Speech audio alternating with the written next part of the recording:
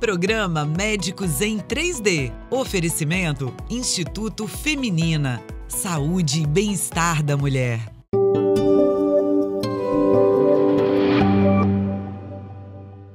Estamos no ar com Médicos em 3D. Nesse programa vamos fazer um debate, tirar algumas dúvidas e, por último, dar algumas dicas. Nosso tema de hoje é obesidade. Para isso, está aqui comigo a doutora Sabrina França. Sabrina é endocrinologista. Tudo bem, Sabrina? Tudo bom, Luza. Obrigada pelo convite. Obesidade é um tema super atual. É um problema de saúde pública. Então, Sabrina, a gente podia abordar hoje mais a questão do tratamento. O que você acha? Ótimo. Acho Vamos que começar, tem muita então, gente querendo saber, né, Luza? Vamos começar sobre o que a gente faz. O que tem de novo? Tem coisa nova? Tem um antigo? Você vê assim, não sei se você recebe no seu consultório, há 11 anos atrás, alguns medicamentos foram retirados, né? Pelo Senado, o governo entendeu que esses remédios deveriam sair do mercado. E esses remédios tinham uma série de problemas, uma série de efeitos colaterais. Eles também tinham uma questão que quando a pessoa parava, ganhava o peso todo de volta, né? Um reganho de peso. Eles saíram do mercado, mas ainda ficou o preconceito contra o tratamento para a obesidade, não é isso? Me fala um pouquinho. Exatamente, Luza, porque essas medicações, apesar delas ajudarem, né, na perda de peso, e era o que a gente tinha na época, né, de recurso, elas tinham muitos efeitos colaterais. E elas eram usadas indevidamente, em muitas das vezes, né? E um dos efeitos que preocupava a gente era a questão da dependência, né? Porque eram derivados de anfetamina que podiam causar dependência e o uso dessas medicações sem, às vezes, a prescrição médica. E a formulação dessa composição, junto com outras medicações, numa mesma forma manipulada, que piorava ainda mais a chance de efeitos colaterais. Então, infelizmente, era uma medicação que era possível usar, que muitas vezes era efetiva, o paciente tolerava bem e tinha sucesso. No entanto, criou-se esse preconceito por causa disso, por causa do mau uso, né? E isso, infelizmente, pode acontecer com as novas medicações que a gente tem hoje também. E a obesidade, assim, enquanto doença, merece tratamento, Sabrina? Claro, né? E tratamento a curto prazo, a longo prazo? Fala um pouquinho sobre isso. Obesidade é doença? É doença, né? Por que a gente tem que encarar como doença? Porque é fator de risco para inúmeros outros problemas e vai aumentar o risco de mortalidade. Né? A obesidade inflama o organismo como um todo, aumenta o risco da pessoa ficar diabética, hipertensa, o colesterol aumentar, isso tudo, problemas cardíacos e problemas de derrame, enfim. Né? Então precisa ser tratado como doença. E aí vale a pena a gente fazer essa diferenciação da obesidade doença e do querer emagrecer, do querer ficar com o corpo perfeito. A questão estética forte, né? Querer atingir aquele IMC perfeito. A gente tem que se atentar para isso, porque quando o paciente chega no nosso consultório, a gente precisa enxergar ele como uma pessoa que precisa perder peso para ter saúde, precisa renovar a autoestima dele, ele precisa estar satisfeito sim com o peso, mas a gente precisa trabalhar muito bem para que só aquele peso não seja o foco dele, para que tenha uma abordagem ampla, né? Porque às vezes o paciente perde um pouco de peso, não fica satisfeito, mas para a gente já ajuda tanto, né? Porque a gente sabe que diminui tanto o risco de outros problemas. Então precisa ser encarado como doença e muitas vezes o tratamento medicamentoso a gente tem que lançar a mão e tem que usar a longo prazo, né? Me fala de coisa boa, o que tem de bom no mercado? Tem coisa nova, né, Sabrina? Chegando e coisas não tão novas, mas assim, muitas vezes desconhecidas do público, não é isso? A gente tem já medicações que já são utilizadas para tratamento de diabetes, que são os famosos injetáveis, né? Que a gente precisa deixar aqui também claro. É injetável não porque vai atuar naquela gordura localizada na barriga onde vai injetar, porque também no passado já se utilizou substâncias que faziam a degradação ali da gordura e diminuía aquele acúmulo de gordura subcutânea que veio até dar problema também, né? Esses injetáveis são injetáveis porque a via de absorção da medicação é através da via subcutânea que vai ser depois absorvida na corrente sanguínea. Se usar via oral não funciona, então por isso que é injetável, né? Então são medicamentos que são usados para tratar diabetes, que mostraram efetivos na perda de peso, tiveram estudos e mostraram também segurança para paciente diabético, para paciente obeso não diabético. Então essas medicações já tem uma que é aprovada, que é a liraglutida, essa medicação já é aprovada, é aplicação diária, super efetiva, tem alguns efeitos colaterais, precisa sempre de um acompanhamento de um profissional, né? E agora a semaglutida, que a gente já usa para tratamento de diabetes, que é aquele aplicação semanal, em julho, se eu não me engano, do ano passado, foi liberado nos Estados Unidos pela FDA e a gente está aqui ansioso esperando a liberação pela Anvisa, né? Porque em bula ainda não diz que a gente pode estar usando para obesidade, apesar que a gente sabe que já é uma medicação segura. E também a dose muda, né? Então, se a gente usa a semaglutida aqui na dose de 1 miligrama, ela foi aprovada para obesidade na dose de 2,4 miligramas. Então, será que se a gente utilizar nessa dose de 1, vai ser realmente efetiva? Né? Então, a gente pode ter um pouco mais de tranquilidade para utilizar, mas ainda realmente não foi aprovado. E a associação da bupropiona, né? E aí o que de mais novo, que foi acho que final do ano passado, né? Essa associação da bupropiona com naltrexona, que a naltrexona, na verdade, é uma medicação ansiolítica utilizada principalmente em alcoolista, né? E a bupropiona é um antidepressivo, mas que também tem uma açãozinha ansiolítica. A gente utiliza ainda a bupropiona, apesar de na bula não estar escrito que é para emagrecer, que é para tratamento da obesidade, a gente sabe que ajuda muito naqueles hábitos compulsivos, naquela ansiedade para comer, e o paciente se sente muito bem, tudo com acompanhamento. Então pode ser que para um funcione muito bem e que para outro, apesar de ser uma ótima medicação, não funcione bem. Bom, no próximo bloco nós vamos saber o seguinte: e existem coisas que a gente não deve fazer? Ok, coisas que deve, medicamentos novos nós estamos vendo que tem. Mas e medicamentos que a gente não deve utilizar? Existem? Sabrina França vai responder essas questões. Espero vocês no próximo bloco.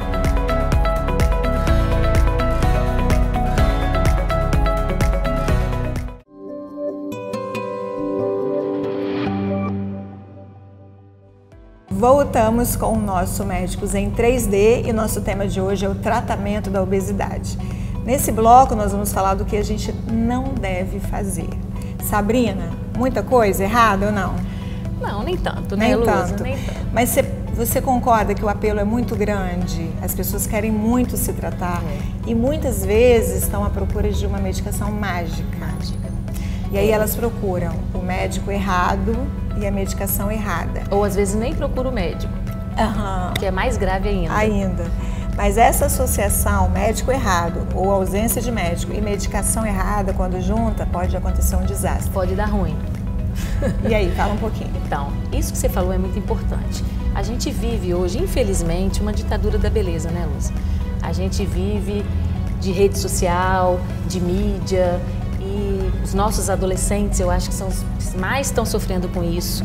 Nós que temos filhos, adolescentes, a gente sabe como que é difícil, né? Estão sempre insatisfeitos com alguma coisa, porque existe filtro e a realidade é muito diferente, né?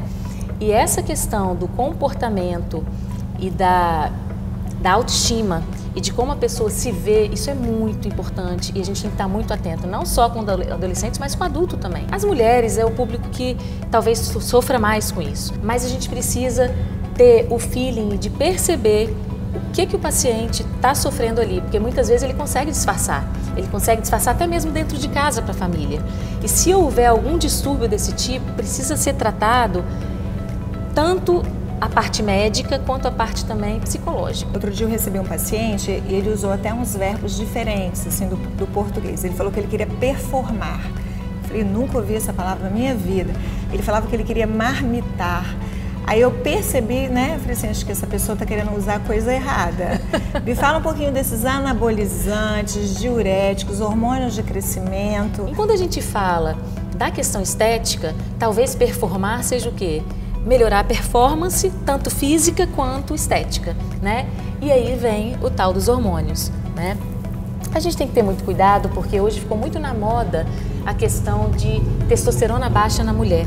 Então, tanto a mulher quanto o homem, óbvio, gente, testosterona é anabolizante. Testosterona é um hormônio que vai fazer lipólise, que é a quebra da gordura, e vai fazer anabolismo, vai formar musculatura. Né? Não é à toa que os homens são mais musculosos que as mulheres. As mulheres, elas têm um pouquinho de testosterona produzido pelos ovários, pelos suprarrenais, que a gente precisa de testosterona para nossa libido, para a gente ter vontade de fazer as coisas. Porém, é uma quantidade pequena. E é fisiológico. Se a gente começa a querer usar a testosterona para melhorar essas coisas, a gente vai causar um curto-circuito no nosso controle hormonal, né? Então a hipófise, que é a nossa glândula que controla todas as outras, ela começa a entender que tem hormônio em excesso, e realmente tem, você está usando a testosterona. Seja através de gel, de pílula, de injetável, tudo é uma sobrecarga. Ela faz um bloqueio, para de estimular, o ovário para de funcionar, a mulher de repente para de menstruar, começam os efeitos colaterais do excesso de testosterona, que a gente sabe. É acne, queda de cabelo, engrossamento da voz, aumento do clítoris, agressividade, distúrbio mesmo de comportamento, então aumento de pelo, é muita coisa indesejável que talvez a mulher se arrependa depois do que, né? E o problema é que os resultados são a curto prazo. Muito enquanto rápidos. você usa, você tá lá lindona, forte, diminui celulite, de repente você para de usar, além de você perder o resultado, o seu controle hormonal agora está todo truncado, né? Então é muito arriscado. E assim também se faz com os outros hormônios, igual você falou, o GH, né? Os sintéticos, né? Todos esses hormônios sintéticos. Então, assim, tem gente usando dose de hormônio sintético, até de animal. Uhum. É muito arriscado, gente. Outra coisa, hormônio, a gente sempre pensa, né, que o hormônio tem a ver com a questão da trombose, né? Se anticoncepcional, Já era que arriscado. é um nível baixinho de hormônio, que a gente utiliza sim como anticoncepção, como tratamento muitas vezes de uma menstruação errada, enfim, já existe o risco. Você imagina você fazer uma quantidade de hormônio absurda, né? Então as pessoas não sabem, às vezes tem ali um defeitinho de fábrica, né, uma tendênciazinha a ter um distúrbio de coagulação e de repente vai fazer um simples gel e pode se surpreender. É verdade. A gente tem casos de jovens que acabaram tendo problema sério, não só de trombose, mas até de tromboembolismo, de AVC, por causa do uso inadequado de É hormônios. verdade. Eu tenho até um caso de um professor meu que pediu para a paciente dele não usar o chip da beleza, que é outra coisa, né? Que tá Os na moda, os implantes, né? implantes.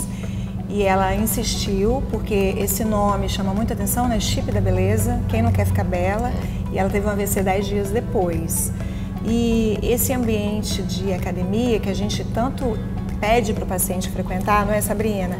A gente estimula tanto, às vezes é um ambiente muito tóxico, né? Com certeza. Aquelas pessoas ali, elas começam a prescrever entre si hormônios, não é isso, Sabrina? A gente tem profissionais da saúde, mas que não são médicos, né? Muito menos especialistas, que acabam utilizando essas práticas. Eu não sei exatamente de onde que tira, né, o ciclo Experiência tal. de vida, né, talvez. Tem a questão de um ciclo para tal atividade, outro para tal objetivo. Se o objetivo é só ganhar massa é isso, se é performar é outro. Então foge assim até do nosso conhecimento. Às vezes chegam umas prescrições que a gente nem entende muito bem o que é, né? E é muito ilusão. O paciente, ele realmente, é aquilo que você falou, muitas vezes ele quer o resultado fácil, né? É muito mais fácil você usar um hormônio e ganhar sua massa muscular ali em 30 dias, 60 dias, do que você começar a se alimentar muito bem, calcular a quantidade de proteína que você está ingerindo, fazer atividade física com regularidade. Não adianta você só comer proteína e não fazer atividade física, ou você malhar pra caramba e não se alimentar bem. Tem que ter as duas coisas, né? O hormônio, ele permite você conquistar isso tudo com muita facilidade. Então é muito arriscado. E os implantes, eu acho que são até piores, porque implante você não sabe a quantidade que está botando. O paciente, às vezes, ele recebe aqueles petrezinhos que vão implantar ali, não sabe nem o que é. Uma vez eu peguei a receita de um paciente que tinha tadalafina, que é um vasodilatador usado para disfunção erétil, tinha, pasma, metformina, que é um medicamento que a gente usa para tratar diabetes, né? Então, assim, olha o risco, sendo que esses medicamentos são por via oral. Como que vai injetar um negócio ali, né? E muitas vezes o implante está ali. Acontece isso, eu tive um paciente que infartou 2 meses depois de ter colocado o implante. E como que você vai retirar?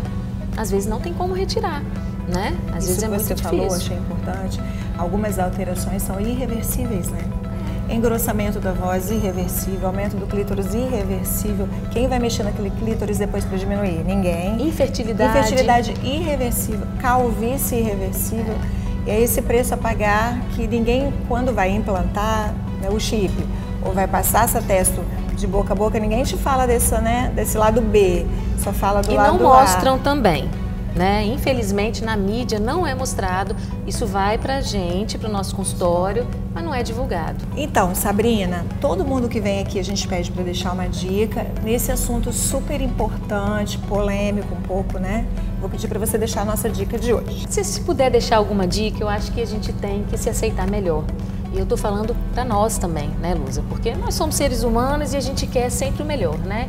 Então, assim, colocar na balança e ver realmente o que preza mais, né, pra gente. Se é a saúde, se é só a estética. E pensar assim, se alimentar melhor. A gente não comentou aqui da questão de todos os pilares do tratamento da obesidade que precisa ser visto, né? Então, a gente precisa pensar no nosso sono, na nossa alimentação, se a gente está tendo lazer ou não, se tem como reduzir um pouquinho o nível de estresse. Eu sei que é difícil, na prática a gente tenta, mas é complicado, mas é uma coisa a se pensar. A questão do cigarro eletrônico, que também é uma coisa que a gente tem que tomar muito cuidado, excesso de álcool, né? Então, assim, são coisas que a gente tem que pensar se vale a pena, né? E prezar pelo nosso, pra gente viver melhor mesmo, né? E não a qualquer custo. Ok, muito obrigada, Sabrina, por estar aqui. Eu que agradeço, foi um prazer. Esse assunto sensacional, né, maravilhoso, que a gente ama, né? Somos suspeitas para falar. Esse foi o Médicos em 3D, dicas, dúvidas e debates. Esperamos vocês no próximo programa. Esses e outros conteúdos você encontra no YouTube da TV Ambiental, a TV que te reconecta.